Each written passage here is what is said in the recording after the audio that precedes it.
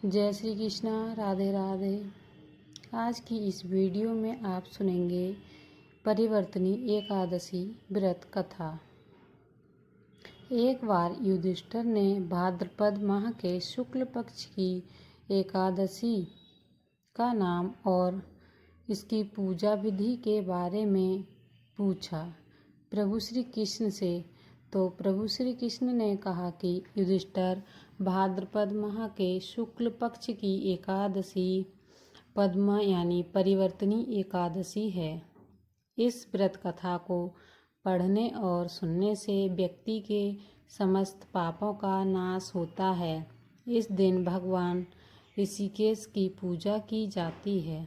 सूर्यवंश में मानधाता नाम का एक चक्रवर्ती, सत्यप्रतिज्ञ और प्रतापी राजा और जो राजा और ऋषि दोनों थे, तो उन्हें कहते हैं राज ऋषि हो गए हैं। उनके राज्य में अकाल नहीं पड़ता था, प्रजा को मानसिक चिंताएं नहीं सताती थी और व्याधियों का प्रकोप भी नहीं होता था। उनकी प्रजा निर्भय और आर्थिक रूप से धन समृद्ध थी। महाराज के कोष में केवल ईमानदारी का ही संग्रह था। उनके राज्य में समस्त वर्णों और आश्रमों के लोग अपने अपने धर्म में लगे रहते थे। मानधाता के राज्य की भूमि कामधेनु के समान फल देने वाली थी। उनके राज्यकाल में प्रजा का जीवन बहुत ही सुखमय था। एक बार किसी कर्म के फल भोग के कारण राजा के राज्य में 3 वर्षों तक बारिश नहीं हुई, जिससे भूख से पीड़ित प्रजा नष्ट होने लगी। प्रजा महाराज के पास आकर कहने लगी कि आपको प्रजा की बात सुननी चाहिए। जल भगवान का निवास स्थान है, इसलिए वे नारायण कहलाते हैं। नारायण स्वरूप भगवान विष्णु सर्वव्यापी हैं। वे ही मेघ रूप होकर वर्षा करते हैं और वर्षा से अन्न पैदा होता है और अन्न से प्रजा जीवित रहती है। महाराज, इस समय अन्न के बिना प्रजा का नाश हो रहा है, अतः कोई उपाय कीजिए। राजा ने कहा कि आपने सही कहा है। अन्न को ब्रह्म कहा गया है। अन्न से ही प्राणी जीवित रहता है। पुराण में भी विस्तृत रूप में वर्णन किया गया है कि राजाओं के अत्याचार से प्रजा को पीड़ा होती है, लेकिन जब मैं विचार करता हूँ तो मुझमें इससे कोई अपराध नज़र नहीं आते। फिर भी प्रजा के हित में पूरा प्रयास करूँगा। ऐसा निश्चय करके राजा मंदान्ता कुछ व्यक्ति को साथ लेकर भगवान को प्रणाम करने वनों की ओर चल पड़े। वहाँ मुनियों और तपस्वियों से मिले। एक दिन उन्हें ब्रह्मपुत्र अंगिरा के दर्शन हुए। उनको देखते ही राजा ने दोनों हाथ जोड़कर मुनि के चरणों में प्रणाम किया। मुनि ने भी राजा का अभिनंदन स्वीकार किया और राज्य के बारे में पूछा।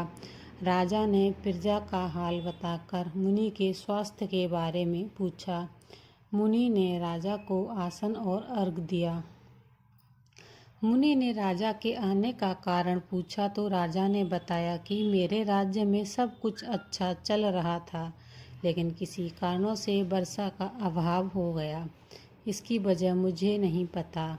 ऋषि अंगारा बोले, सतयुग सबसे उत्तम युग है। इसमें लोग परमात्मा के चिंतन में लगे रहते हैं। इस युग में केवल ब्राह्मण ही तपस्वी होते हैं, दूसरे लोग नहीं। तुम्हारे राज्य में एक शूद्र तपस्या करता है और इसी कारण वर्षा नहीं होती है। तुम इसके प्रतिकार में यज्ञ करो, जिससे यह दोष शांत हो जाए।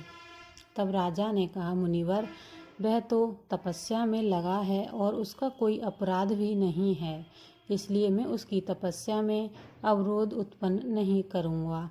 अगर आप दोष को शांत करने वाले किसी दूसरे उपाय को बताएं तो मैं उसे अवश्य करूँगा। ऋषि बोले, राजन, यदि ऐसी बात है तो एकादशी का व्रत करो। भाद्रपद मास के शुक्ल पक्ष में जो पद्मा नाम की एकादशी होती है, उसके व्रत के प्रभाव से निश्चय ही उत्तम वृष्टि होगी तुम अपनी प्रजा और परिजनों के साथ इसका व्रत करो। ऋषि का ये वचन सुनकर राजा अपने घर लौट आए। उन्होंने प्रजा के साथ भादों के परिवर्तनी एकादशी का व्रत किया। इस प्रकार व्रत करने पर पानी बरसने लगे, हरी भरी खेती सुशोभित होने लगी। उस व्रत का प्रभाव से सभी लोग सुखी हो गए। ये थी परिवर्तनी एकादशी की व्रत कथा। आपको व्रत कथा से संबंधित वीडियो देखने के लिए चैनल को लाइक शेयर अवश्य करें और सब्सक्राइब भी जरूर करें। जय श्री कृष्णा, राधे राधे।